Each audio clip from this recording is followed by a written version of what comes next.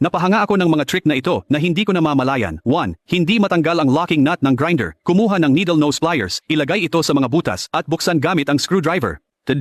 Nagbubutas sa metal na tubo pero dumudulas ang drill bit. Maglagay muna ng tape sa ibabaw. Ngayon, makakabutas ka ng maayos nang hindi dumudulas. 3. Gupitin ang piraso ng wire, ipasok ito sa drain hose. At ngayon, maibabaluktot mo ang hose ayon sa gusto mo. 4. Naputol na mga thread ng tubo na naiwan sa loob. Huwag magpanik. Ipasok ang 2 bolt sa sirang piraso. I-lock ito gamit ang screwdriver at i-twist palabas. 5. Hindi maitali ng maayos ang steel wire. Dumudulas kapag hinihila. Ipasok ang 2 nut. Ibalot ang wire sa poste.